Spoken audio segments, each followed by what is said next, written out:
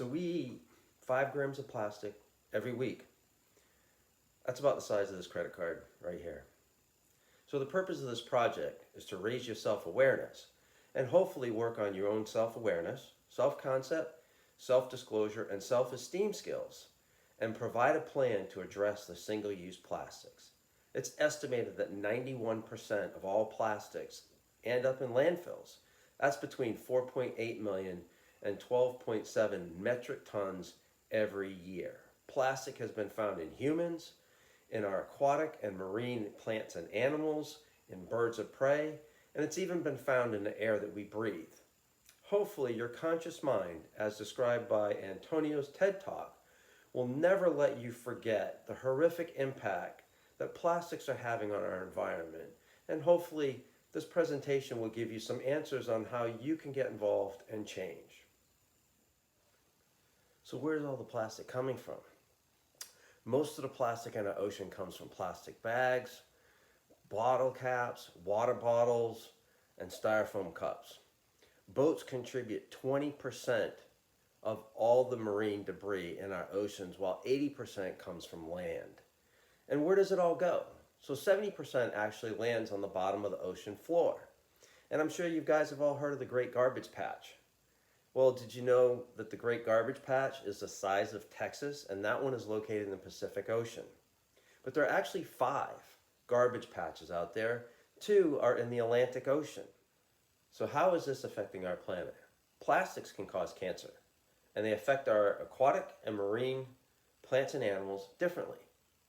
Plastic has been found in the roots of vascular aquatic plants, and this is limiting their growth and slowing down their growth.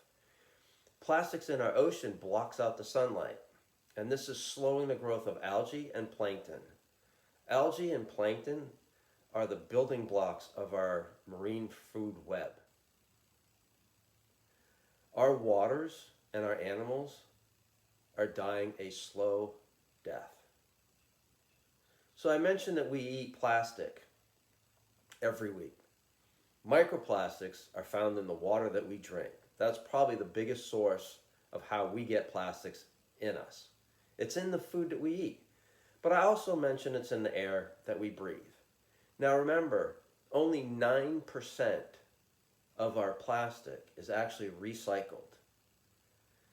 The remaining actually gets burned, and all those microplastics are then put into our air. So it becomes air that we breathe. It's in the dust on our homes, our furniture. It's everywhere. So the question is, where do we go from here? How do we correct this problem? In reflecting in this class in Johari's Open Self, those around me know I take the environment seriously. It's my job. It's what I do. So the first step in creating change is to understand yourself. The second step that I do is I refuse to use. We've learned that recycling doesn't work, so I refuse. When I go to the store, I bring my own bags. Okay? I'll request paper bags if I forget my bag. I never buy plastic water bottles anymore. In February of 2020, Lynn University actually stopped buying plastic water bottles and replaced them with metal containers. Lynn estimated they saved 70,000 water bottles every year. So when I go to a restaurant or carry-out facility, I try not to take their single-use plastics. I bring a metal straw, and I keep utensils in my car. And don't tell anybody, but I'll often eat with my fingers. You know what? I do what I have to do. But these are the little things that can create a massive change. And finally, what we need to do to create change is to have hope. Sherwin from TED Talk defined hope as just going in a different direction. So think about this. Picture how our planet would benefit. Our oceans would be clean. Our turtles wouldn't be eating plastic bags, thinking they're jellyfish. Our beaches would be clean. Our canals and aquatic water would be clean. The air we breathe would be cleaner. Not only would we be reducing the plastics that we breathe, but we would also be reducing the carbon emission that it takes to produce these plastics.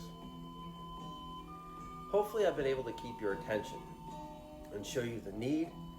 I've hopefully fulfilled your need for satisfaction, and I've given you a way to visualize and know how to take action.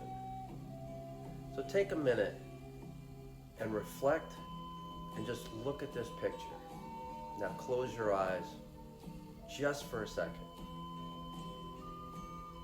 I promise you won't be missing anything.